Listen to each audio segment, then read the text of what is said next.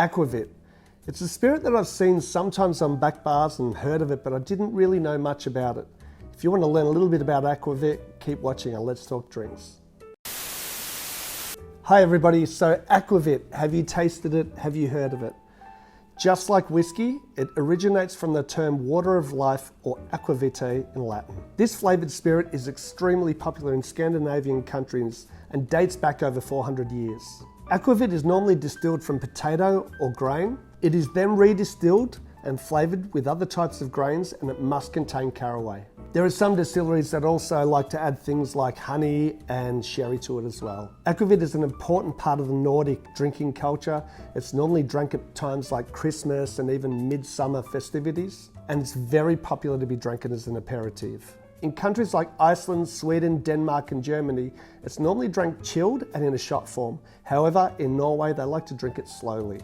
In Denmark, Aquavit is called snaps or Aquavit, and normally drank at Easter or Christmas celebrations. It can be drank all year round, however, it is always drank with food. In Norway, however, most of the Aquavits are aged in oak casks. They are served up in like a shot glass or a tulip type of glass. It's always served at room temperature, and sometimes it's even served with a beer on the side, so you could have some Aquavit, a little bit of a swig of beer. It's kind of like a Norwegian Boilermaker. I think I need to try that. Today I'll be tasting the Linja Norwegian Aquavit. It's distilled from potatoes, and then it's flavoured with caraway, dill, anise, fennel, coriander, and a few other herbs and spices. The Aquavit's then put in ex-Oloroso sherry casks, and check this out. They chuck it onto a boat and send it to Australia. What? Yeah, I know, sounds kind of weird, but what it does is when it travels to Australia and comes back to Oslo, it's gone across the equator twice. The changes in temperature and that rolling back and forth help to mature the Aquavit and give it a distinctive flavour. This tradition has been around for over 200 years, and they say that in 1805, the Lischol family sent a ship loaded with goods and 5 casks of Aquavit to Southeast Asia.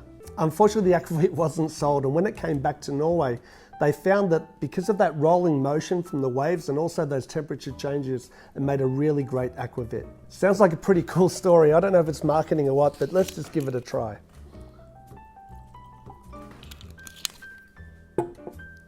So the colour is kind of like a pale, light straw. Let's give it a nose. Wow, it's very minty. It almost smells like fresh mint. I'm getting caraway there, a little bit of aniseed, definitely some of those herbal notes. But most importantly, mint. It smells really, really fresh. Let's try it.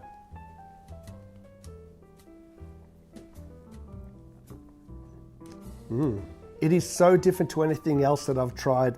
I'm definitely getting dill, caraway, licorice, sort of aniseed, not overly powering, but for me, that main thing, once again, with the smell is just mint. Just like that really mint freshness. Yeah, it's very unique. As far as the finish, it's a pretty long finish actually. Once again, aniseed, fennel, minty goodness.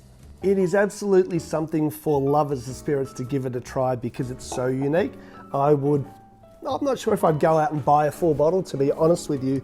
However, to get some friends around and share a bottle, who knows, I might even get more accustomed to it and might fall in love with it. But totally unique, totally different, and totally worth trying.